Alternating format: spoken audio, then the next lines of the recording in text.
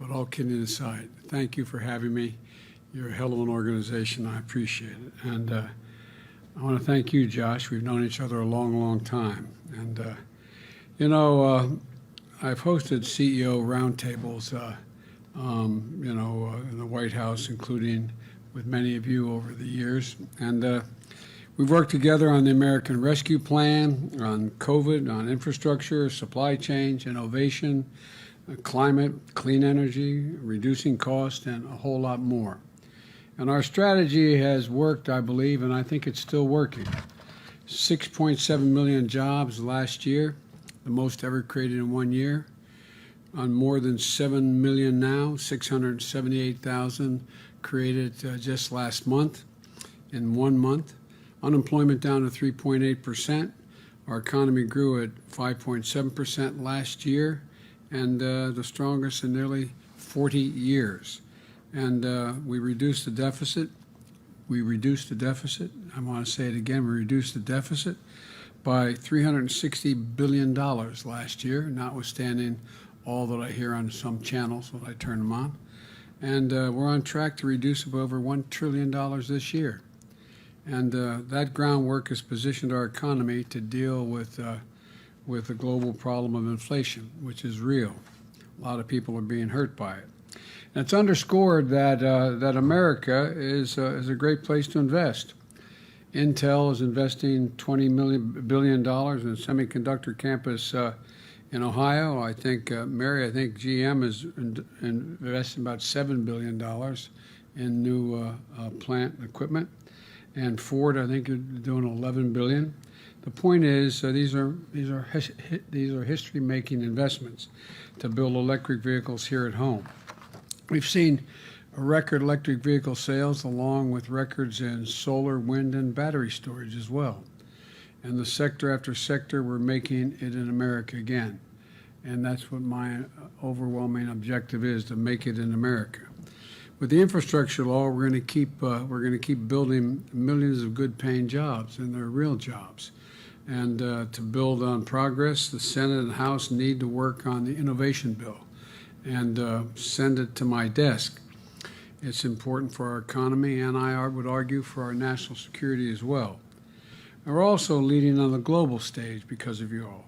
I'm pleased to see American companies stepping up and doing their part in what you're doing in terms of donating to Ukraine and winding down your operations without anybody requesting. I want to make that clear. You're on your own winding down operations in Russia. Not all, but many have.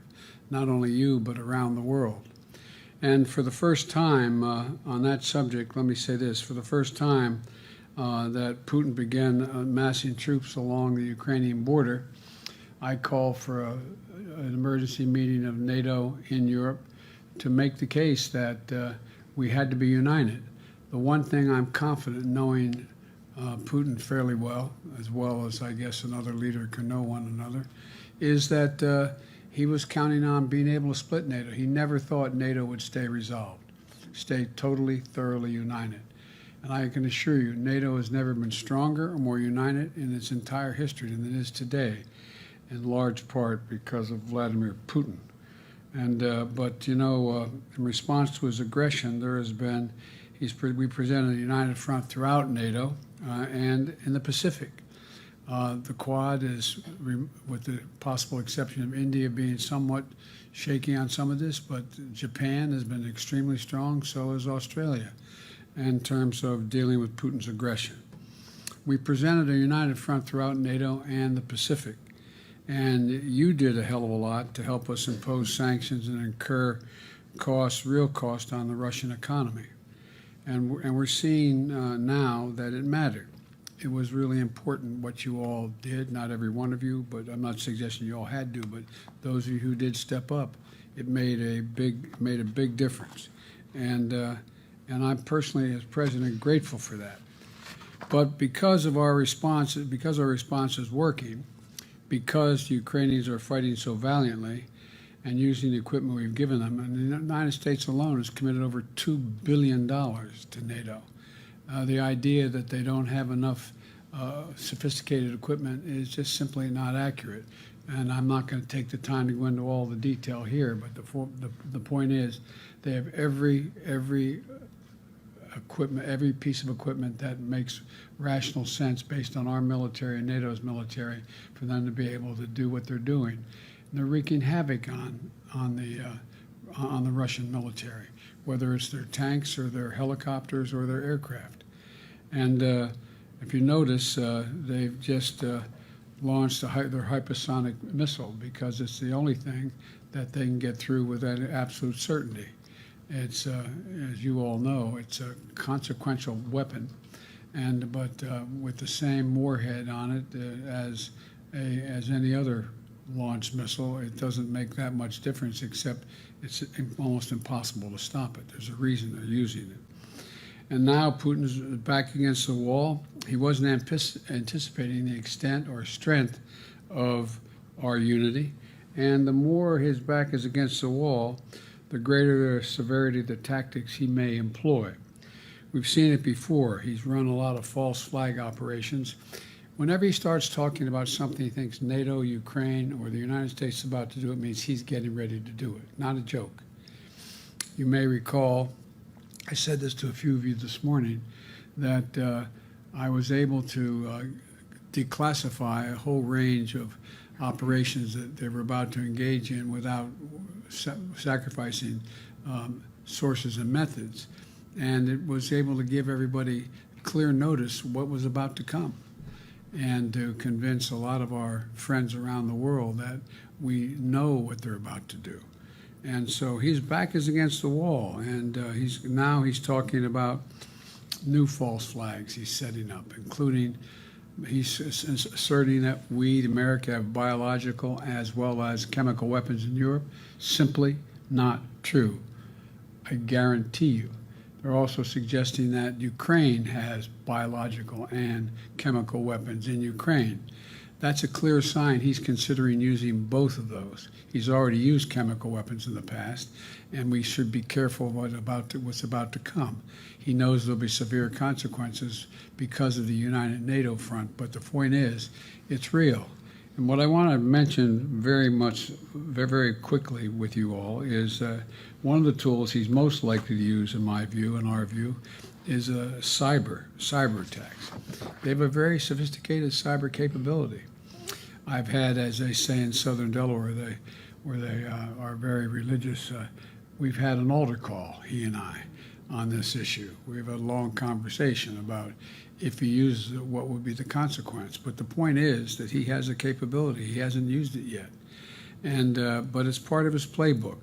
And I've warned about the potential for Russian conduct to malicious cyber activity in response to the cost we'd impose with our allies and partners on the world. But look, today my administration is issuing new warnings that based on evolving intelligence, Russia may be planning a cyber attack against us. And as I said, the magnitude of Russia's cyber capacity is fairly consequential, and it's coming. The federal government is doing its part to get ready, but under U.S. law, as you all remember, the private sector, all of you, largely decides the protections that you will or will not take in order to protect your sources. But let me be absolutely clear about something. It's not just in your interest that are at stake with the potential use of cybersecurity. It is the national interest at stake. And I would respectfully suggest it's a patriotic obligation for you to invest as much as you can in making sure, and we will help in any way, that you have built up your technological capacity to deal with cyber attacks. First, to protect your own companies. Second, that provides as providers of critical services that Americans rely on, from power to clean water. And finally, your role you can play in helping secure every American and every American's privacy. For example, banks can turn on cybersecurity by default for every customer, so America's financial data is safe. And we're prepared to help you, as I said, with any tools and expertise we possess if you're ready to do that. But it's your decision as to the steps you'll take and your responsibility to take them, not ours. Now we need to do what's necessary to support Ukraine, but we also need to step up for the families here at home. In 2019, your organizations released a statement with the signature of almost everyone in this room. And it says, quote, "America deserves an economy that allows each person to succeed through hard work and creativity and to lead a life of meaning and dignity." And it expressed a commitment from you to invest in your workforce and support local communities. It wasn't a do-gooder statement, it was a capitalist statement. We're all capitalists in this room, and you did the right thing, in my view, in the assertion of that statement. This was your view about how to run a strong, profitable companies over the long term. And this commitment of consequence and peril for the free world is vital that you reaffirm that commitment, in my humble opinion. We can't afford to prioritize shareholders at the expense of your stakeholders, the environment, your workers, your customers, your communities, where they live and work. And you're not doing that, but his inclination will be inclined to do that on some occasions. Instead, now's the time to invest in your people. You can hire and retain the best workforce, best trained workforce in the entire world, which you've been doing. To invest in innovation so we can deliver better and more affordable products and services to more Americans. To innovate with and for diversity, as you said in your statement, as you committed to earlier this year. Cultivating tools of artificial intelligence, advanced dignity and opportunity for all Americans is what you've been doing, many of you, and it really matters. And to invest in America itself in manufacturing, created over 450,000 manufacturing jobs because of y'all, and it matters. It hadn't happened in a long time.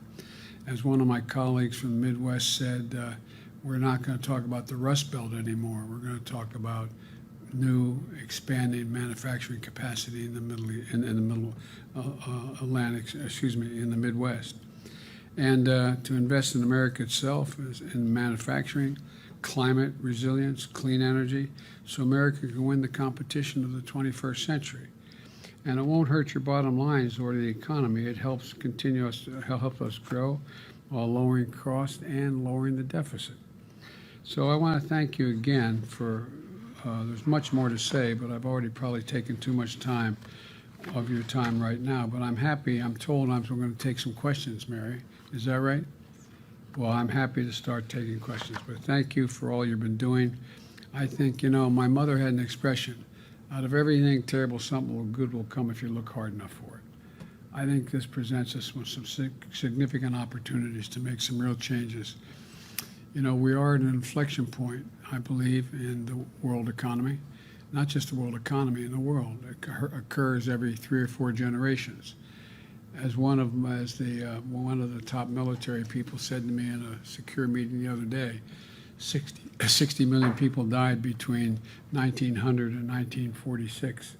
And since then, we established a liberal world order, and that hadn't happened in a long while. A lot of people dying, but nowhere near the chaos. And now is the time when things are shifting. There's going to be a new world order out there, and we've got to lead it. We've got to unite the rest of the free world in doing it. So anyway, I'm going to hush up, Mary. Fire away. We're going to sit down here. Sure.